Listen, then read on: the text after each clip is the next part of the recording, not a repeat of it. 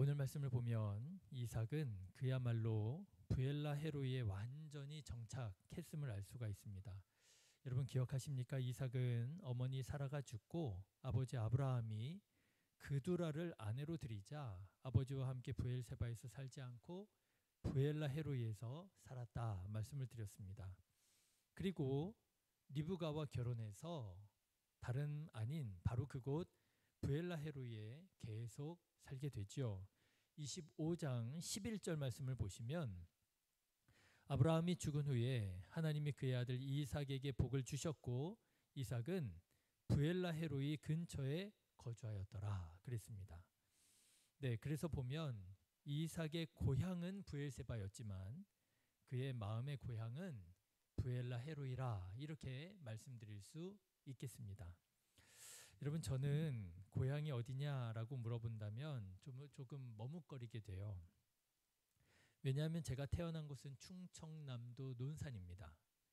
그런데 고향이 논산인 거죠. 그런데 논산에서 4살 때 경기도 안양으로 이사를 왔어요. 그래서 제가 논산에 대한 기억이 거의 없습니다. 한 2가지 정도 한참 낮잠을 잤던 모양인지 자다가 문득 잠에서 깨어 일어났는데요. 방안이 어두컴컴하고 아마도 뭐 형제들이 방 안에서 잠을 자고 있었던 것 같아요. 그랬는데 저 혼자 일어난 거예요. 다 자고 있는 거예요. 그러니까 왠지 무섭잖아요. 어린 마음에. 아마 1살, 2살, 3살, 뭐 4살 이럴 때의 기억 아니겠습니까? 그러니까 일어나자마자 막 왕 운 것 같아요. 우는데 기억나는 게 뭐 토끼 인형 같은 게 좀 기억나고요. 그런 기억 하나. 그리고 이게 조작된 기억이는지도 몰라요. 어쨌든 그리고 이렇게 마루가 있었습니다. 마루가 있었는데 이렇게 마루에서 이렇게 내려다 보면 앞에 마당이 있고요. 개나리 나무가 아마 이렇게 울타리처럼 쳐져 있었던지 딱 그 장면, 2장면 정도만 제 기억에 있고요. 조작된 걸지도 모릅니다. 그 외에는 논산에 대한 기억이 없어요. 그러니까 고향이 어딥니까? 라고 물어보면요. 제가 논산이라고 대답하기가 참 어려운 거예요. 그러면은 이제 저는 마음의 고향이 어디냐면 안양인 거예요. 저한테는 안양이 어릴 적 추억 많고요. 저희 아버지 목회하시던 교회가 3층, 4층, 3층 정도 되는 건물이었는데 1층에 뱀집이 있었어요. 뱀사탕 아시나요? 그래가지고요. 이제 저희 집이 꼭대기층이었는데 이렇게 들어갈 때 보면 오른쪽에 뱀들이 쫙 이렇게 보이고 뱀사탕 집이 있고요. 그리고 1층 이렇게 돌아가면 거기 친구가 살았었습니다. 유동구라고. 그러니까 이런 기억들이 새록새록한 거예요. 그러니까 마음의 고향이 어디냐? 그러면 저는 안양인 거죠. 아마도 이삭도 좀 그러지 않았을까? 고향이 어딥니까? 그러면은요. 저는 고향이 부엘세바입니다. 부엘세바에서 태어났습니다. 하겠지만 아마도 마음의 고향은 부엘라 헤로이라 이렇게 대답하지 않았을까 생각하지 않았을까 싶습니다. 자, 그런데 이렇게 이삭이 리브가와 결혼해서 이제 부엘라 헤로이의 뿌리를 내리고 살아가는데 그 삶에 결정적인 문제가 있었더라고 하는 거예요. 어떤 문제냐? 아들이 없는 거예요. 여러분 21절의 말씀을 한번 보십시오. 21절 말씀에 보니까 어떻게 되어 있어요? 아내가 임신하지 못함으로. 이게 그 가정의 첫 번째 나오는 설명이었더라고 하는 것입니다. 여러분 뭐 이미 정말 수도 없이 말씀드렸죠. 고대 세계에서는 자녀는요 신의 복이었습니다. 선물이었습니다. 자녀가 없는 사람은 신의 복을 받지 못한 사람이라고 믿는 그런 시대였고요. 실제로 성경에도 보면 하나님께서 하나님을 사랑하는 자에게 복을 주실 때 어떻게 복을 주십니까? 여러 가지 방법 중에 하나가 자녀의 복을 주시는 거였어요. 그런데 이삭의 가정은 어떤 가정이었느냐? 아내가 임신하지 못함으로 자녀가 없는 거예요. 자, 여러분 이게 무슨 가게에 흐르는 저주도 아니고요. 그렇죠? 끔찍하지 않습니까? 아버지가 아이를 갖지 못해가지고 100살이 되도록 고생했던 거 아니에요. 그런데 아버지가 그랬었는데 이게 무슨 가게에 흐르는 저주도 아니고 그 아들 이삭이 40세에 결혼을 했는데도 불구하고 자녀가 없는 거예요. 아마도 이삭에게는 정말 큰 아픔이 되었을 것입니다. 상처가 되었을 것입니다. 아니 하나님 이게 뭡니까? 그렇죠? 그런데요. 여러분 오늘 창세기 25장의 말씀을 가만 보시면은요. 이삭이 시험들 만큼 실족할 만큼 이 사실이 이삭의 가정에게는 이삭 부부에게는 치명적인 아픔이 됩니다. 왜냐? 이삭 주위에 있는 사람들은 다 아들 그냥 쑥쑥 잘 낳고 살아가고 있었거든요. 여러분 13절부터의 말씀을 보십시오. 13절부터의 말씀을 보면은요.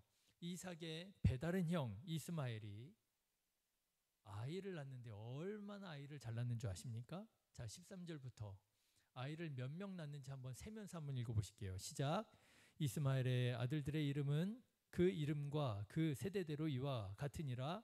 이스마엘의 장자는 느바요시요, 그 다음은 게달과 아브엘과 밉삼과 미스마와 두마와 마사와 하닷과 데마와 여둘과 나비스와 게드마니. 이들은 이스마엘의 아들들이요. 몇 명이에요? 12명. 와, 이럴 수가 있어요? 배다른 형은 애를 12명을 낳았어요. 근데 이게 모르는 일입니다. 아들들만이에요. 이 사이에 모릅니다. 딸이 몇 명이 났을는지.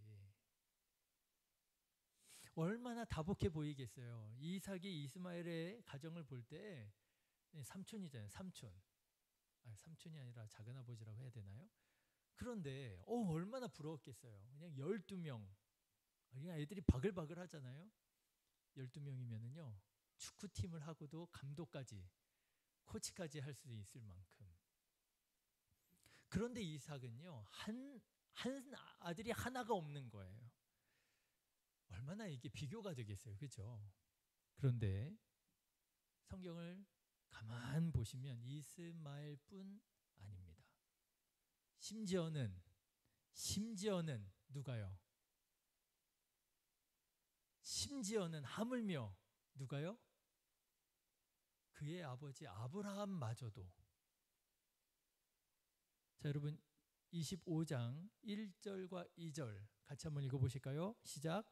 아브라함이 후처를 맞이하였으니 그의 이름은 그두라라. 그가 시므란과 욕산과 무단과 미디안과 이스박과 수아를 낳았고. 뜨악할 만한 일이 아닙니까? 뜨악할 만한 일인 거예요. 후처를 드렸는데요. 6명이나 애를 낳은 거예요. 그러니까 뭐 이제 이스마엘까지 쳐도 80이 넘도록 아들을 낳지 못했던 아버지가 100세가 되어 겨우 나를 낳은 아버지가 이제 후처를 드렸는데 100세가 훌쩍 넘은 나이에 아들을 6명이나 낳은 거예요. 여러분 배다른 형이 12명 낳았습니다. 아버지가 6명을 더 낳았습니다. 그런데 누구만요? 나만 애를 못 낳는 거예요. 나만 아이가 없는 거예요. 여러분 이거 정말 문제 있지 않습니까? 어떻게 나만 빼고 다 복을 받습니까? 그렇죠? 자녀는 하나님의 복이라고 믿었잖아요. 나만 쏙 빼고 다른 사람들이 다 복을 받는 거예요. 12명, 6명. 여러분 혹시 여러분도 이런 느낌이 들 때가 있지 않습니까? 나는 나름 신앙생활 열심히 한다고 하는데 유독 나만 복을 받지 못하는 것 같은 거예요. 친구들이랑 같이 공부했습니다. 나는 신앙생활 열심히 했습니다. 주일 성수했습니다. 기도했습니다. 그런데 친구들은 나름 사회에 진출해서 잘 먹고 잘 살고 있는 것 같은 거예요. 출세하는 것 같은 거예요. 성공하는 것 같은 거예요. 벌써 말을 하면 말의 수준이 달라요. 뭐 자기 자녀 뭐 학원을 보냈는데 학원에 보내는 뭐 한 달 비용이 뭐 100만 원, 200만 원, 300만 원 막 얘기를 하고요. 뭐 어디에다 투자를 했는데 투자 단위가 달라요. 몇 억 막 이러는 거예요. 근데 나는 우리 애들 몇십만 원짜리 학원 하나 보내는 것도 손이 덜덜덜덜 떨리고요. 투자할 돈이 어디에 있어요? 대출해가지고 살고 있고요. 나름 신앙생활 열심히 한다고 했는데 유독 나만 복을 받지 못하는 것 같을 때, 심지어는 하나님을 믿지 않는 사람들이 더 잘 사는 것처럼 보여질 때 여러분 마음이 어떠시겠느냐라고 하는 거예요. 어쩌면 지금 이삭이 바로 그런 상황이었을는지도 모르겠습니다. 나만 빼고 다 복을 받는 거예요. 여러분은 이렇게 마음이 힘들고 그리고 믿음이 흔들릴 때 여러분은 어떻게 하시겠습니까? 무엇을 하시겠습니까? 사실 성경은 이삭에 대해서 많은 말을 하지 않습니다. 그런데 성경을 보면 아주 핵심적인 것을 말하는데 이삭은 뭐 하느냐? 여러분 21절 다시 한번 같이 읽어보실까요? 시작. 이삭이 그의 아내가 임신하지 못함으로 그를 위하여 여호와께 간구하며. 이삭이 뭐 했다고요? 기도했다는 거예요. 여러분 이게 참 중요합니다. 문제가 있을 때 기도하느냐 기도하지 못하느냐. 여러분 문제가 있으면 당연히 기도할 것 같잖아요. 그렇습니까? 당연합니까? 안 그렇더라고요. 문제가 있을 때, 어려움 당했을 때요, 정신없이 기도할 생각 못 하고요. 이거 어떻게 처리해야 되나? 이거 어떻게 해결해야 되나? 기도 못 하고 사람 쫓아다니고 가슴을 치고 눈물 흘리는 사람들이 얼마나 많은지요. 그래서 저는 그런 생각도 해봅니다. 문제가 있을 때, 아픔이 있을 때 기도할 생각을 갖는 것도 그거 참 복이구나. 기도할 생각을 갖는 것도 그게 참 믿음이로구나. 사랑하는 성도 여러분, 문제가 있을 때, 어려움이 있을 때 기도가 생각나고 하나님이 생각나고 기도하기로 결심하고 기도하시기를 주님의 이름으로 축원합니다. 기도할 때 하나님께서 응답하실 줄 믿고, 그렇죠. 이 믿음을 가질 때야 우리가 기도할 수 있는 거잖아요. 왜 기도하지 않지요? 기도해봐야 소용없다라고 믿기 때문에 그런 거 아니겠어요? 여러분 기도하면 하나님께서 일하실 거라고 믿는다면 기도하겠지요. 하나님께서 응답하실 줄 믿고 하나님께서 역사하실 줄 믿고 하나님께서 내가 기도하고 간구하는 것보다 더 좋은 것 주실 줄 믿고 하나님께 기도하는 것, 그 사람이 바로 믿음의 사람, 그리스도인이라고 하는 거죠. 자, 그런데 여러분 이삭이 이렇게 하나님께 간구했습니다. 그래가지고요 놀랍게도 하나님께서 이삭에게 자녀를 주셨어요. 자, 그런데요 이삭이 이렇게 하나님께 기도해서 아들을 갖게 되면 그러면 여러분 뭘 기대하죠? 이제 불행 끝, 행복 시작 이렇게 이제 기대를 하잖아요. 이것만 내가 이루어지면, 내가 이 문제만 해결이 되면, 내가 이 소원만 응답받으면 나는 아무런 더 이상 구할 게 없을 것만 같잖아요. 그런데 여러분 오늘 말씀을 보면은요 아니라는 것을 알게 됩니다. 하나님께서 이삭에게 아들을 주셨습니다. 그런데요 아들을 주신 게 아니라 아들들을 주셨어요. 그죠? 그냥 아들 하나 낳지 못해서 얼마나 서러웠을 텐데 쌍둥이를 낳게 된 거예요. 몇 배의 복이에요? 2배의 복이잖아요.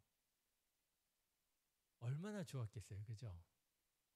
그런데 이 두 아들이요 뱃속에서부터 서로 싸우는 게 느껴지더라는 거예요. 여러분 아시겠지만 제가 쌍둥이잖아요. 제가 카더라 통신으로 들은 바에 의하면 저희 아버지가 이제 첫째, 둘째 낳으시고 남미로 선교사로 나가시려고 준비를 하셨대요. 한참 준비를 하고 있는 중에 임신이 이제 된 거예요. 그래가지고 셋째 낳고 나가야 되겠다 하셨대요. 근데 임신이 됐는데 몇 명이에요? 쌍둥이가 된 거예요. 2명이 된 거예요. 그러니까 3명까지는 그래도 나가시려고 하셨던 모양인데 이게 쌍둥이가 돼가지고요 선교를 못 나가게 됐다 뭐 이런 얘기를 들었습니다. 이삭도 그랬던 모양이죠. 이삭도요 하나만 주시면 좋겠다 막 이랬는데요 쌍둥이가 된 거예요. 얼마나 좋았겠어요? 그런데 생각지도 못한 문제가 생깁니다. 이 아들들이 뱃속에 있을 때부터 서로 싸우는 거예요. 22절 말씀 한번 보십시오. 그 아들들이 그의 태 속에서 서로 싸우는지라. 여러분 어떻습니까? 이럴 때 하는 말이 있잖아요. 싹수가 놀았다. 아니나 다를까 이렇게 태어난 이 쌍둥이는요, 평생 죽도록 싸우잖아요. 싹수가 놀란 거예요. 뱃속에 있을 때부터 싸우는 거예요. 2배의 복으로 받았는 줄 알았는데 내가 자녀 하나만 있으면 더 이상 바랄 게 없고 모든 소원 다 이루어진 줄로 생각하고 있었는데, 아니 2배로 복을 받았는데 이게 복이 되지 못하고 고민거리가 되고 또 근심거리가 되더라고 하는 거예요. 여러분 여기서 우리가 깨닫게 되는 것은 이런 게 바로 세상의 복이더라고요. 여러분 세상의 복은 절대적이지 않습니다. 맞죠? 세상의 복은 절대적이지 않습니다. 그 순간에는, 그 당시에는 내가 이것만 있으면 내가 더 이상 바랄 게 없을 만큼 행복해질 줄 알았는데 그게요, 때로는 복이 되기도 하고요, 때로는 독이 되기도 하고요.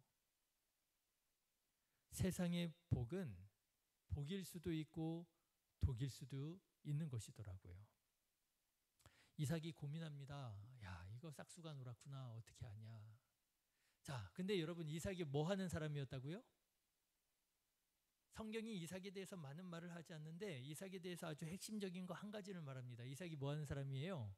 기도하는 사람이었다고요. 여러분 22절 말씀을 또 한번 보십시오. 그 아들들이 그의 태 속에서 서로 싸우는지라 그가 이르되 이럴 경우에는 내가 어찌할꼬 하고 가서 여호와께 묻자온대. 이삭이요 또 하나님께 가서 하나님 어떻게 해야 되겠습니까? 하고 하나님께 기도합니다. 여러분 기도하시기를 주님의 이름으로 축원합니다. 어려움 당할 때, 곤란할 때, 당황스러울 때, 문제가 있을 때 그때 기도가 생각나고 하나님을 생각하고 믿음을 가지고 하나님께 기도하는 사람, 기도야말로 나의 최선의 방법이자 최고의 방법이자 최후의 방법이라.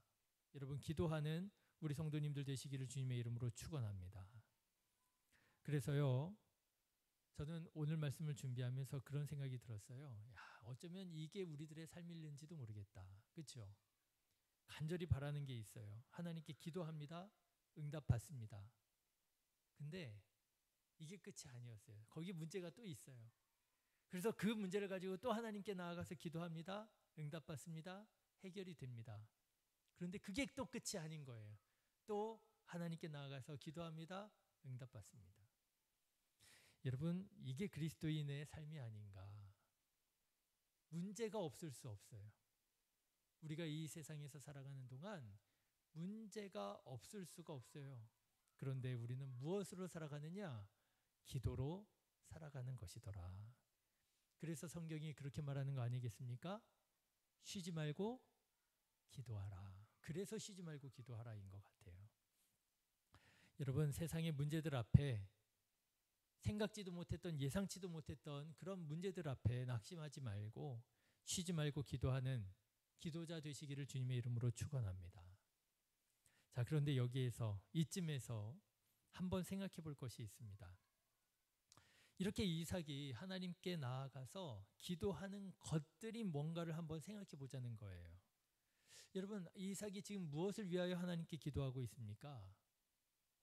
보니까요 다른 사람들은 기본적으로 다 누리고 있는 것들을 위해서 기도하고 있더라는 거예요. 자녀 낳기를 위해서, 그렇죠? 자녀들이 행복하게 화목하게 살기를 위해서 기도하더라는 거예요. 그런데 여러분 한번 생각해 보십시오. 이런 것들이 다 뭐예요? 다른 사람들이 당연하게 기본적으로 누리는 것들 아닙니까? 기도하지 않고도 애 낳잖아요. 그렇죠? 기도하지 않고도 화목하게 살아가는 사람들이 있잖아요. 그런데 이상하죠. 이삭은요 다른 사람들이 그냥 당연하게 저절로 기도하지 않고도 충분히 행복하게 누리면서 살아가고 있는 것들을 이삭은 그걸 하나하나 다 놓고 위해서 기도해야만 하더라는 거예요. 오늘 말씀을 준비하는데 문득 그런 생각이 들어요. 뭐 하나 쉬운 게 없어요. 그렇죠? 이삭의 입장에서 생각해 보세요. 하나하나가 다 쉽지가 않아요. 뭐 하나 쉬운 게 없어요. 이래가지고 하나님 믿고 복 받았다 말할 수 있겠습니까? 다른 사람들은 기도하지 않아도 다 저절로 그냥 당연히 그냥 누리면서 살아가는 것들을 하나하나 놓고 기도하면서 살아가야 되는데 우리도 그렇지 않은가 싶습니다. 여러분 무엇을 위해서 기도하십니까? 여러분 무엇을 위해서 기도하세요? 대박 나기를 위해서 기도하십니까? 로또 당첨을 위해서 기도하십니까? 우리가 기도하는 것들이 뭔가 생각해 보면은요, 대단한 것들이 아닙니다. 맞지요? 제가 지금 신방을 하고 있는 중인데요. 신방하면서 기도 제목이 뭐냐고 물어보면은요, 다 그 기도 제목이 뭐냐면 하나님 믿지 않는 사람들도 기본적으로 다 누리면서 살아가는 거예요. 가족의 건강, 그렇죠?